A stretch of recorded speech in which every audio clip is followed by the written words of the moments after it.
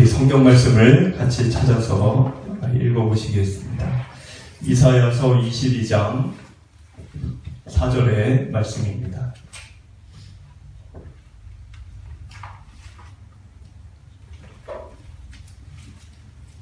우리 4절을 같이 읽어보시겠습니다. 그러므로 내가 말하노니 돌이켜 나를 보지 말지어다.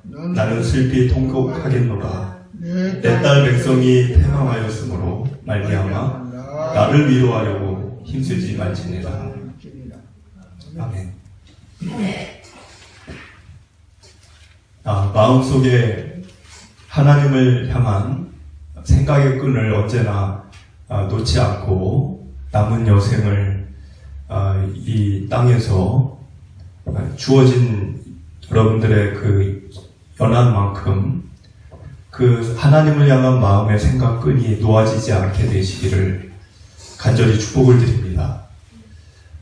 우리가 신앙생활을 하고 삶을 이어가면서 매우 항상 늘 우리가 챙겨야 되고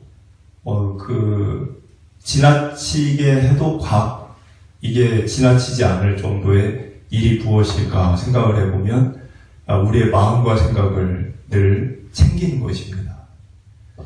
마음과 생각이 매우 중요한 거죠. 몸은 어차피 우리가 언젠가는 다 몸은 이렇게 병들고 나약해지고 또 모든 것들이 망가질 몸이겠지만 마음은 성경은 그렇게 얘기하지 않습니다. 마음은 날마다 새로워진다고 얘기를 하죠. 여러분들 마음과 생각은 같은 것이 아닌 것을 아시죠? 마음하고 생각의 차이가 뭘까요? 생각은 마음 안에 있는 것입니다. 성경을 좀 몇 구절 보여드리면 누가복음 5장 22절에 너희 마음에 무슨 생각을 하느냐. 마음과 생각을 구분했죠. 근데 마음 안에 어떤 생각이 있냐는 거예요. 그리고 마태복음 9장 4절에 너희 마음에 악한 생각이 있다. 그리고 마태복음 15장 19절에 마음에서 악한 생각이 나온다. 이렇게 이제 얘기를 하는데 생각이라고 하는 것은 마치 이 컵에 이 물과 같습니다. 그러니까는 물이 컵 안에 있는 거죠. 물 안에 컵이 있는 게 아니라 그러니까 생각이라는 것은 마음 안에 있는 것입니다. 근데 이 마음 안, 우리가 컵에 더러운 물을 담을 수도 있고, 반면에 또 깨끗한 물을 담을 수도 있죠. 그것처럼 마음도 깨끗한 마음을 담을 수 있고, 선하고 의롭고, 아니면 이제 더러운 마음을 품을 수도 있고, 더러운 생각을 품을 수 있는 거죠, 마음에. 그래서 마음에 여러분들이 하나님의 그 마음을, 하나님의 생각을, 하나님의 뜻, 하나님의 그 바램과 또 하나님의 말씀을 여러분들이 가슴에 품고 마음에 품고 살아야 될지, 아니면 세상과 나만 생각하며 마음속에 그것만 생각하며 살아야 될지 우리는 날마다 그걸 결정해야 합니다. 그러면 하나님을 향한 생각, 그것을 매번 놓치지 않고 내가 그 끈을 놓지 않고 살려면은 그럼 어떻게 해야 되나? 그러면 여러분들이 주어지는 모든 일상들, 오늘 예배 마치면 또 일상이 펼쳐지겠죠. 그 펼쳐지는 모든 일상들, 그 일들 속에서 그 일들을 유심히 바라보면서 지금 나에게 지금 내 눈에 펼쳐지는 이 일들, 순간순간들, 그 속에 담겨져 있는 하나님의 뜻은 무엇이며 하나님의 마음은 무엇일까? 나를 향한 바램은 무엇일까? 그거를 관심 갖고 생각하셔야 합니다.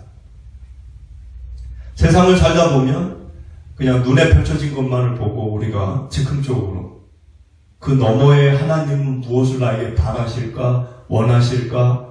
지금 이런 상황이 하나님이 나에게 왜 이런 일을 겪게 하실까? 그런 생각을 하지 않고 그냥 눈에 펼쳐진 그 일만 바라보고 생각하고 말하고 행동하고 이러면은 우리는 하나님에 대한 생각의 끈을 놓쳐버릴 수가 있습니다. 좋은 일을 겪을 때도 있고 또 안 좋은 일을 겪을 때도 있죠. 살다 보면. 근데 좋은 일, 안 좋은 일을 겪을 때 공통적으로 우리가 흔히 범하는 실수가 있습니다. 그것은 너무 좋은 나머지, 너무 기쁘고 너무 기분이 좋은 나머지, 또 너무 마음이 힘들고 너무 괴롭고 너무 고통스러운 나머지 어떤 실수를 범하냐면 내일을 생각을 안 해요. 그냥 오늘만 나에게 생긴 오늘 나에게 생긴 너무 좋은 일, 오늘 나에게 생긴 너무 괴로운 일 거기에 파묻혀서 그것만 생각하느라고 내일을 생각하지 않습니다. 그 다음 내일을 바라보지를 못해요.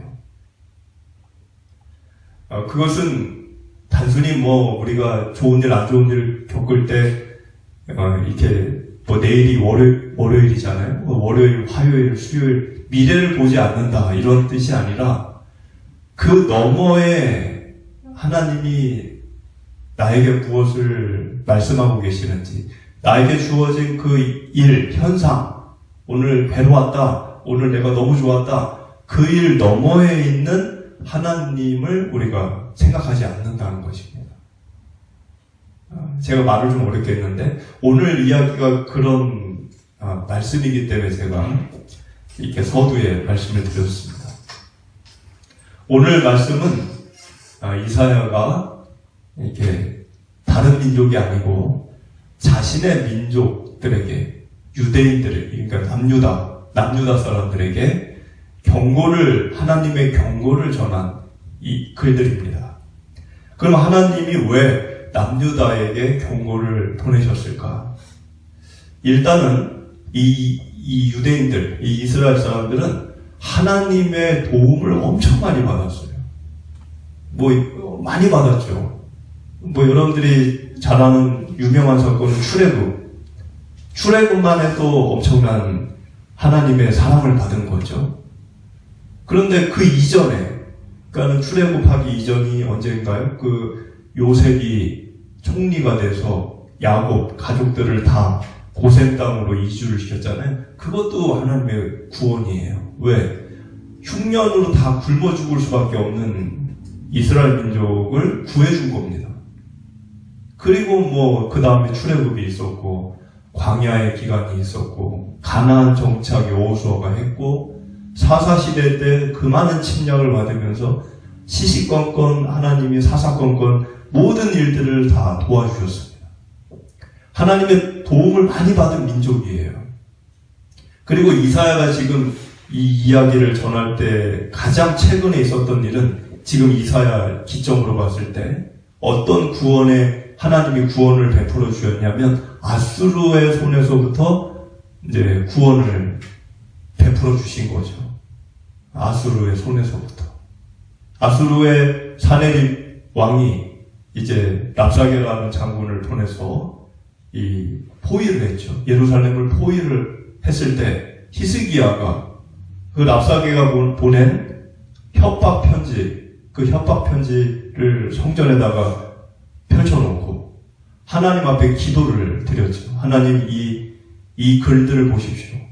이 편지에 적혀있는 글들을 보면 내가 아니라 하나님을 비방하고 있습니다. 하나님이 이렇게 욕을 여기다가 적어놨는데 하나님 가만히 계실 겁니까? 그러면서 이제 다 기도를 했잖아요. 그래서 하나님이 그 기도를 무시할 수도 있는데 그 기도를 받아주셨어요. 그래서 하루아침에 아수르 군사 18만 5천 명이 죽는 이 사건은 거의 출애굽 홍해 바다를 모세가 가른 사건과 거의 흡사한 일입니다. 왜냐하면 죽음이 코앞에 있는 상황에서 살 길이 열린 거예요. 거의 얼마나 기쁜 일입니까? 그런데 그런 일을 그들이 겪었는데 문제는 뭐가 문제였냐면 너무 기쁘고 너무 즐거우니까. 죽을 뻔했다가 살았잖아요. 그러니까 너무 감격스럽고 너무 기쁘고 너무 좋은 나머지 거기에 심취되어져서 그 너머에 있는 하나님을 못 봤다는 거예요. 그냥 자기들끼리 좋아가지고 축제를 벌이고 뭐 기분 좋아서 환호성 지르고 우리가 마치 무슨 뭐 자기들이 이루어낸 무슨 성과인 것처럼 좋아하고 하나님은 관심 없고 그래서 오늘 경고를 듣는 겁니다. 우리 1절을 한번 읽어볼까요? 1절을 같이 읽어보시겠습니다. 환상의 골짜기에 관한 경고라. 내가 지붕에 올라가면 어찌함인고. 자, 여러분들 환상의 골짜기는 지금 예루살렘을 얘기하는 겁니다. 이제 왜 이렇게 표현을 했을까? 물론 예루살렘 주변에 계곡들이 많아요. 기드론 계곡, 힌놈 계곡, 또 티로포엔 계곡 이런 계곡들이 산재되어 있습니다.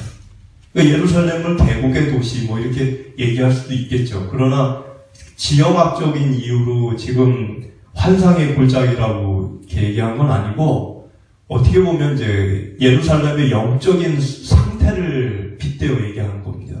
원래 예루살렘은 시온산이라고 불려졌어요. 시온산이라는 거는 하나님이 임재하시는 그 곳이라는 거죠. 그래서 모든 만민들이 우러러보는 하나님이 임재하시니까 모든 이들이 우러러보는 그런 곳이 예루살렘 시온산이라고 불려졌는데 지금 여기서 시온산이라고 안 하고 골짜기라고 얘기한 거는 이제는 우러러볼 수 있는 곳이 아니라는 거예요. 이제는 많은 사람들이 너희들 깔본다. 내려다본다. 골짜기 파여져 있다는 거죠.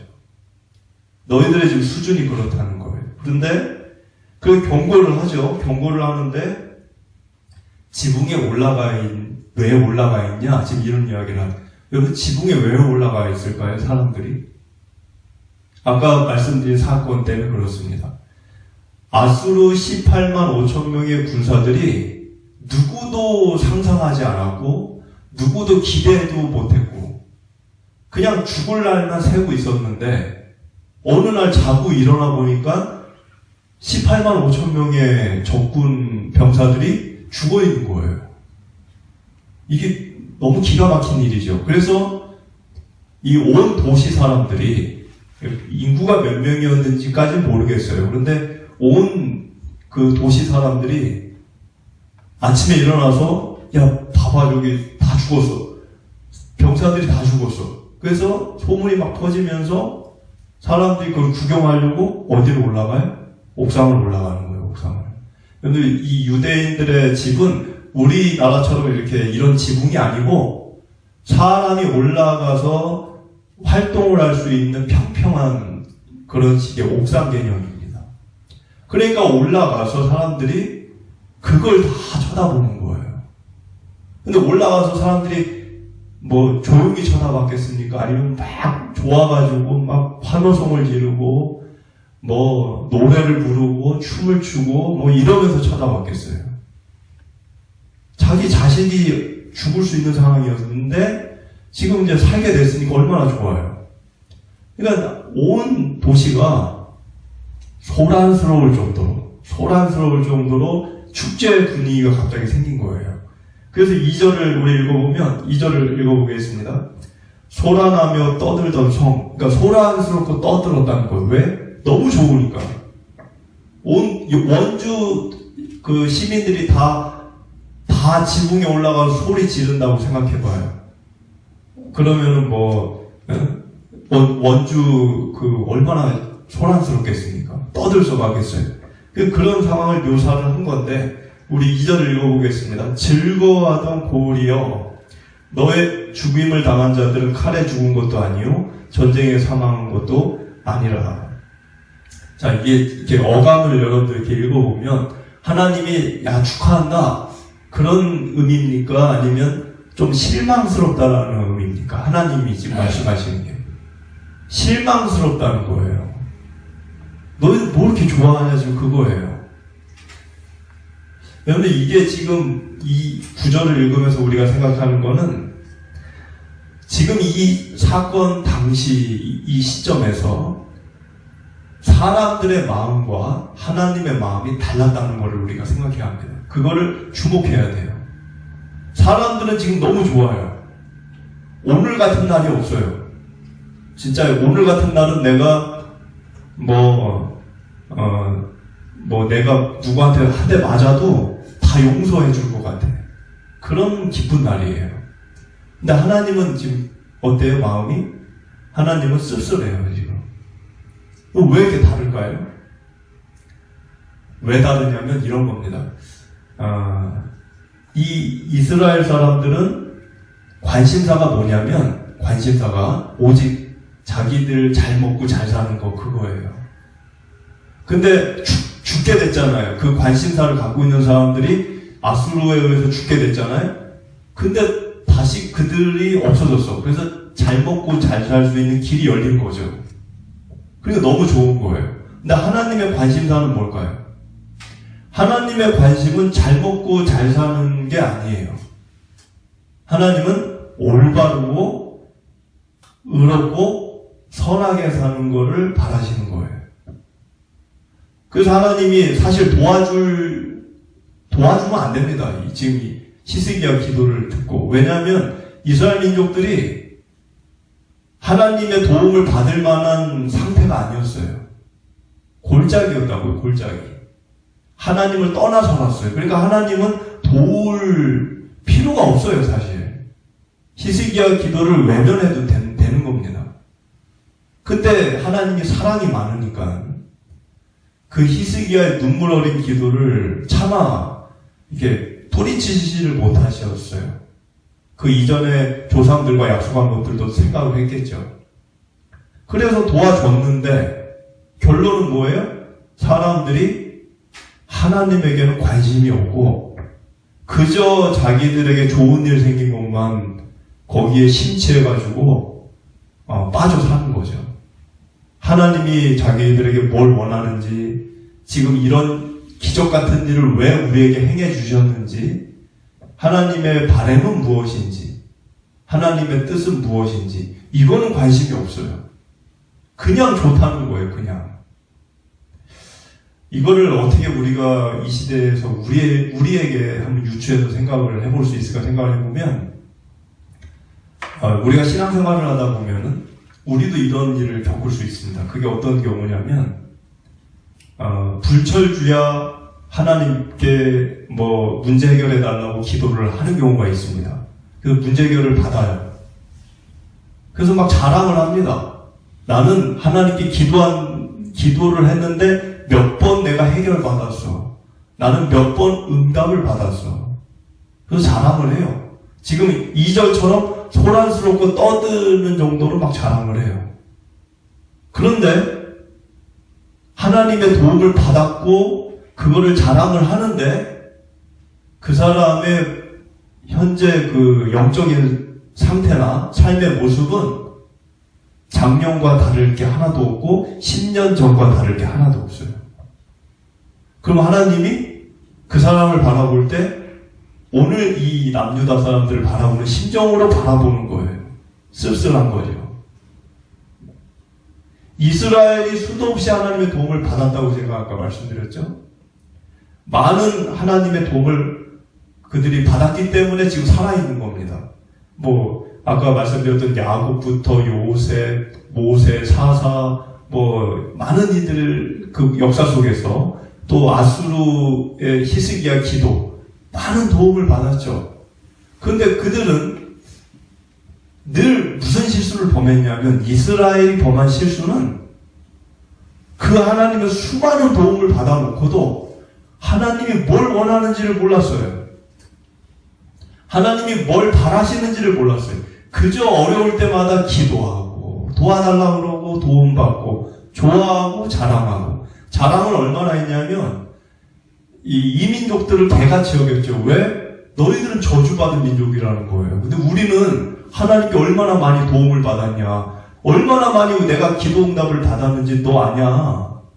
너는 기도 응답을 못 받았지? 너는 저주받은 인생이야. 나는 축복받은 인생이야. 그 정도로 자랑을 했어요. 그런데 하나님은 그런 자랑을 하고 떠들고 소란스럽게 하고 막 박장대소하고 막 이런 이스라엘 사람들 보면서 기분이 좋지 않았다는 거예요. 우리 3절을 같이 읽어보겠습니다.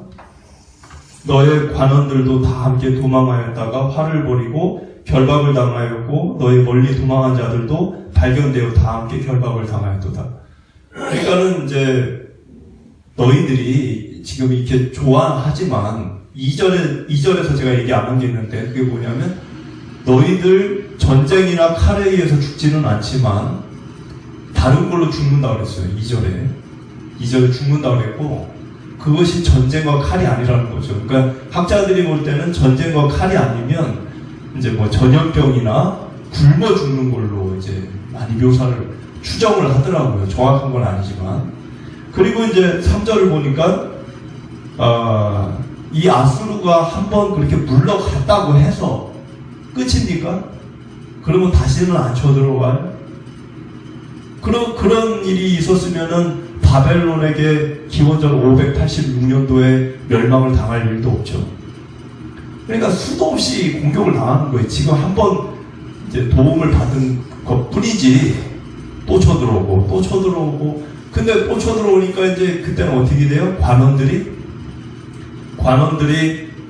관원이라고 하는 거는 나라 지도자를 얘기하는 거예요. 나라 지도자들이 백성들을 버리고 전쟁이 나니까 먼저 도망가는, 먼저 도망을 가버려요.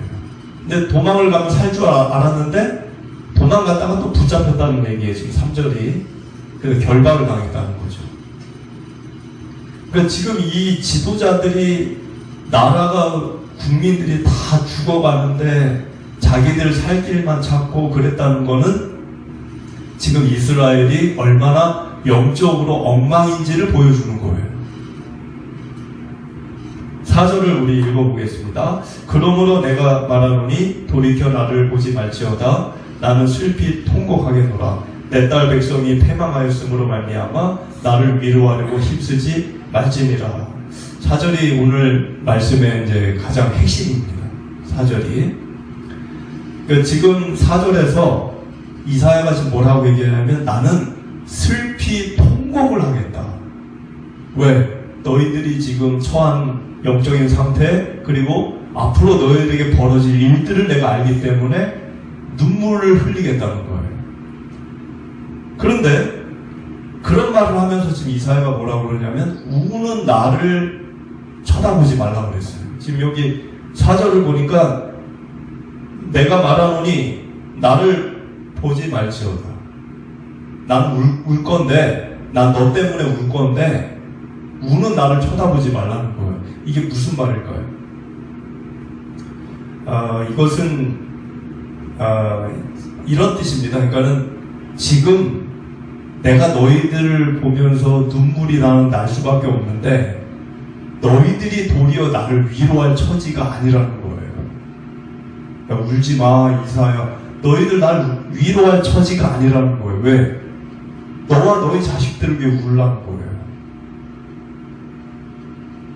여러분들 여기 4절에 패망이라는 단어가 이 히브리어로 쇼드라는 단어인데 여러 가지 뜻이 있어요. 겁탈을 당하다, 포악을 당하다, 강포를 당하다, 뭐 이런 멸망을 당하다 이런 여러 가지 뜻이 있어요. 그러니까는 그런 일을 누가 겪는다는 거예요? 남유다 사람들이 앞으로 바벨론이 쳐들어올 때 뭐 누구도 피할 수 없이 다 그 일을 남녀노소 할 거 없이 그거를 이사야가 봤어요. 마치 무슨 뭐 영화 보듯이. 그러니까 눈물이 나죠. 근데 지금 그 우는 이사야를 두둔하고 뭐 위로하거나 힘내라고 할 처지가 아니라는 거예요. 지금. 그러니까 너희들은 나를 위로하지 말라는 거예요. 마치 이것은 누가복음에 예수님께서 예루살렘 십자가를 지시고 올라가실 때 예수님을 바라보면서 여인들이 울었어요. 그때 예수님이 그 여인들에게 뭐라 그랬냐면 나를 위해 울지 말고 너희와 너희 자녀를 울라고 얘기했습니다. 이사야가 지금 그런 심정이에요. 우리 5절을 같이 읽어보겠습니다. 환상의 골짜기에 주 만군의 여호와께로부터 이르는 소란과 발핀과 혼란의 날이여 성벽에 무너뜨림과 산악에 사무쳐 부르짖는 소리로다. 하나님께서는 아수르 사네리왕이 이렇게 랍사게를 통해 쳐들어왔을 때 그들을 구해주셨습니다. 하나님은 그때 어떤 기대를 좀 하셨을 것 같아요. 어떤 기대일까요? 내가 이렇게 자격 없는 은혜를 베푸신 거죠. 자격이 없는데 도와주셨으니까. 그러니까 우리가 누군가를 난 이 사람을 안 도와도 되는데 내가 이 사람을 도와줬다. 그냥 도울 사람이 아닌데 그럴 때는 하나의 이제 기대가 갈 수 있는 거죠. 이 사람이 앞으로 좀 잘 살기를 원하는 바람이 이제 기대가 있을 수가 있는 거죠. 그러니까 하나님은 그들을 도우면서 이제는 이 잘못된 모든 것들을 내려놓고 이 예루살렘 사람들이 하나님을 바라보며 살지 않을까 그런 기대를 했을 것 같습니다. 그런데 그들은 그 기대에 부응하지 않았어요. 그래서 결국은 아수르가 아닌 바벨론에 의해서 망할 때까지 하나님 앞에서 폐역을 저지르며 남유다가 살았습니다. 하나님의 도움에도 불구하고 변하지 않는 그들에게 5절에서는 너희가 지금 변하지 않기 때문에 한 번은 구원을 받았지만 결국은 너희들은 5절에 밟히고 혼란이 오고 또 소란스러울 정도로 나라가 멸망할 것을 이사야가 얘기한 겁니다. 그러니까 이거를 얘기를 하는 이사야 입장에서는 나를 위해 울지 말라는 거예요. 나를 바라보지 말라는 거예요. 너희들을 보라는 거예요. 너희들. 우리 6절, 7절을 읽어보겠습니다. 엘람 사람은 화살통을 메우고 병거탄 자와 마병이 함께하였고 기르 사람은 방패를 드러냈으니 병거는 내 아름다운 골짜기에 가득하였고 마병은 성문에 정렬되었도다. 엘람은 페르시아 이전의 이름이죠. 그러니까 이 엘람 그리고 기르 이런 이제 군사들이 예루살렘에 다 모인다는 거예요. 왜 모일까요? 전쟁을 하기 위해. 그러니까 바벨론에 의해서 이제 전쟁의 그 기운이 감도는 거죠. 그래서 이제 7절을 보니까 병거가 골짜기에 가득하고 마병이 성문에 이제 전쟁이 이제 일어나는 상황을 묘사를 하는 거죠. 우리 8절부터 11절을 한번 읽어보겠습니다. 그가 유다에게 덮였던 것을 벗김에 그날에야 내가 숲을 곳간에 병기를 바라보았고 너희가 다윗성에 무너진 곳이 많은 것도 보며 너희가 아랫못에 물도 모으며 또 예루살렘의 가옥을 개수하며 그 가옥을 헐어 성벽을 견고하게도 하며 너희가 또 옛 못의 물을 위하여도 두 성벽 사이에 저수지를 만들었느니라. 그러나 너희가 이를 행하신 이를 앙망하지 아니하였고 이 일을 예적부터 경영하신 이를 공경하지 아니하였느니라.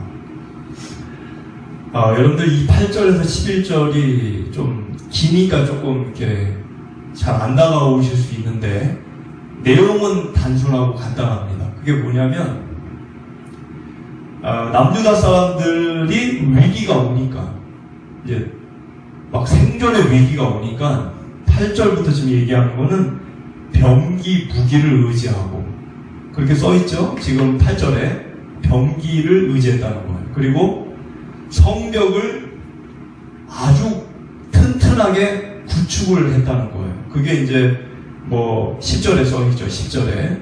그리고 수자원 포위를 당하면 물을 구하러 나갈 수가 없으니까 수로를 파서 수로를 잘 정비해서 수자원을 확보하는 그런 일을 아주 애를 썼다는 거예요. 그래서 11절에 그게 써있죠.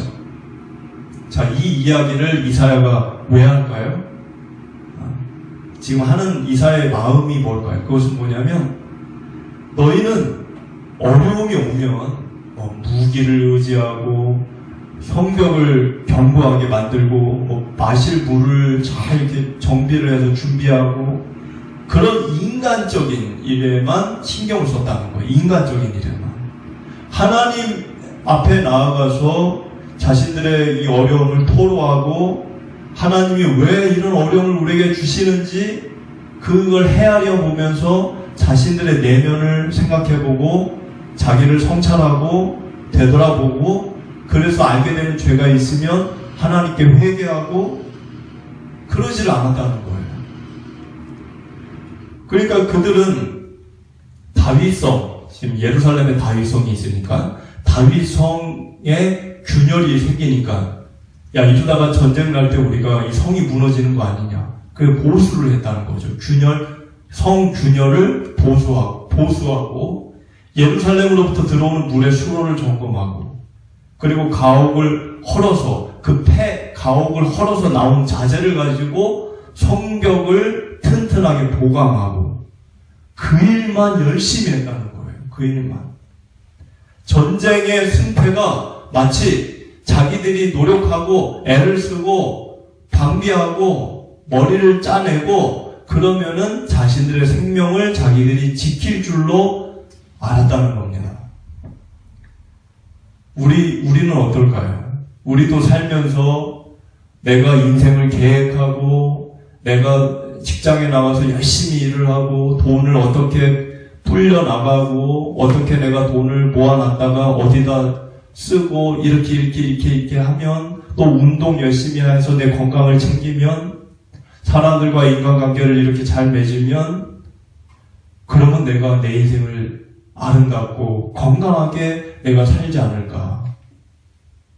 그것이 마치 남유다 사람들과 같은 생각이에요. 그게 나쁘다는 게 아니에요. 그거 해야죠. 그러나 먼저 뭐가 우리가 해야 될 일인지를 알아야 된다는 겁니다. 아무리 그렇게 한다고 한들 우리가 우리 인생을 다 완벽하게 통제하고 우리 인생을 우리 마음 하고자 하는 대로 원하는 대로 만들어갈 수 있는 우리가 아니라는 것을 먼저 알아야 된다는 것입니다. 그래서 11절에 보니까 이사야가 이런 말을 하죠. 이를 행하신 이를 앙망하지 아니하였고 이 일을 옛적부터 경영하신 이를 공경하지 아니하였다. 이 일을 옛적부터 경영했다. 이스라엘 사람들을 아까 얘기했잖아요. 오래전 아브라함 때부터 이스라엘 사람들의 그 생명, 그들의 터전, 그들의 생사화복, 그거를 하나님이 늘 챙기셨어요. 광야 기간만 봐도 알잖아요, 우리가. 늘 챙기셨어요. 먹을 거, 마실 거, 성벽, 무기, 하나님이 다 챙겨주셨어요. 그거를 경영하신 분은 그냥 아무 생각 없고 내 손으로 할 수 있는, 오늘 당장 내 손으로 할 수 있는 것만을 바라보고 의지했다는 거예요.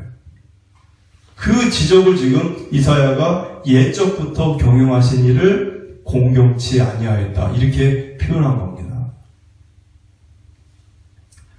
여러분들, 그 욥기 38장을 보면은 하나님이 욥에게 여러 가지 질문을 합니다. 욥의 입장에서는 억울해요. 자기가 의인인데 왜 내가 이런 어려움을 겪어야 되느냐. 이해도 안 되고 계산도 안 되고 해석이 안 돼요.